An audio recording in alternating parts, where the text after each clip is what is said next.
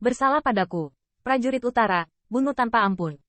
Petir itu sombong, dan siluet serangan kekerasan Lei Gongming, bagi banyak pembangkit tenaga listrik klan, hanyalah serigala ke dalam kawanan. Sahao Tian dan yang lainnya tiba-tiba panik.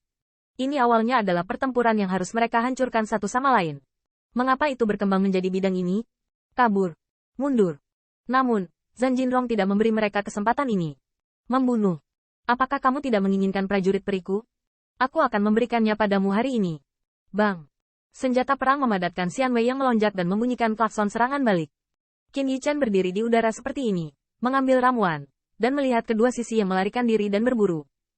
Dia tidak bisa membantu tetapi mengangkat senyum. Dia tidak haus darah, dan dia tidak melihat kekejaman sebagai Blood Hades. Namun, mendengarkan raungan panas Lin Huaxian dan yang lainnya, Qin Yichen juga merasakan perasaan yang menyenangkan. Tanah di bawah kakinya mungkin bukan kampung halamannya, tapi musuh di depannya adalah musuh yang pernah menginjak-injak seluruh keluarganya. Percikan cahaya darah, raungan pertempuran, dan jeritan tidak dapat dipisahkan, dan serangan balik Blood Hades juga dipatahkan di depan Lei Gongming. Lampu darah melintas, dan Zhan Jinrong memprovokasi tahap pertama Gaoling.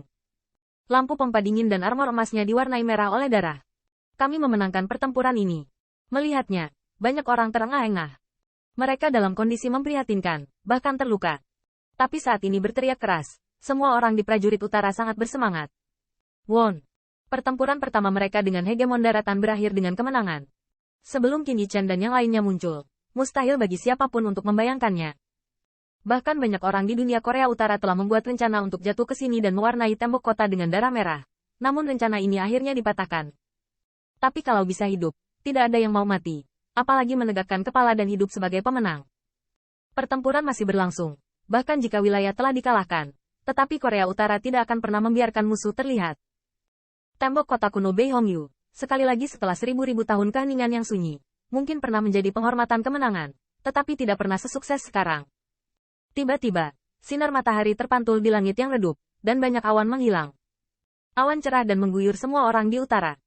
Sui Tian lumpuh, tetapi masih memegang pedangnya. Melihat siluet ramping, dia tidak bisa membantu mengangkat mulutnya. Pada saat ini, banyak orang, seperti dia, ingin mendukung Qin Yichen dan bersorak untuknya. Pertempuran ini karena kemunculan tiba-tiba Kui Wushuang, yang mampu membalikkan keadaan, dan pujian Qin Yichen juga tercantum di sini. Melihat siluet bersorak gembira, Qin Yichen menyeka darah dan tersenyum. Lei, apa yang kamu lakukan sekarang? Begitu ucapan ini keluar, mata pembangkit tenaga listrik di dunia utara semuanya memandang ke arah Lei Gongming.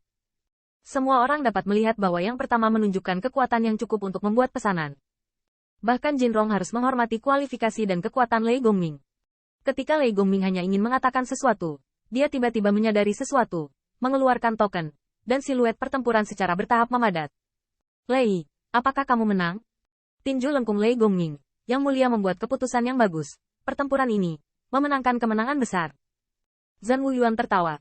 Itu bukan kebijaksanaan Kaisar, itu pujianmu. Apakah kamu tahu tambang roh di Feisa?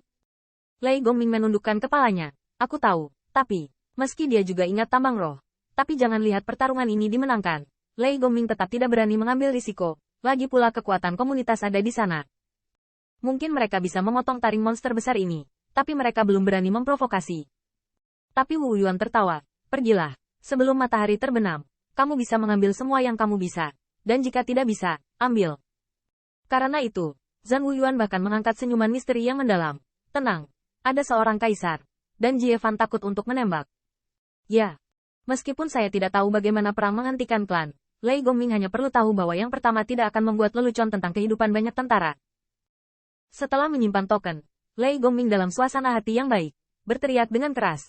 Luli, Zhou Em, dan antek-antek Yan Ying pergi untuk membersihkan medan perang.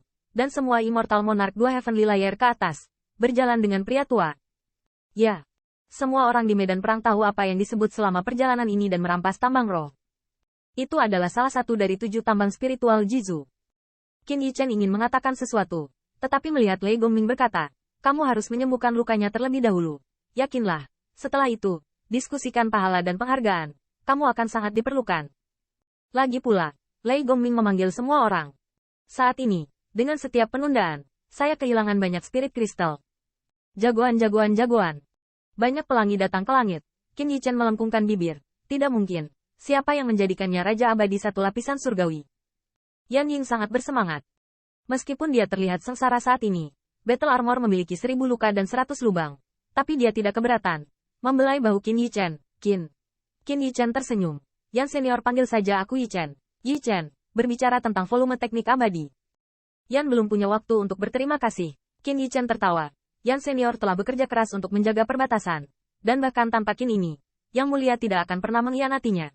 Itu benar. Dengan kekuatan dan pujian Yan Ying, itu benar-benar layak mendapatkan hadiah dari teknik abadi. Tetapi masalahnya adalah tidak ada pertempuran yang harus dihargai.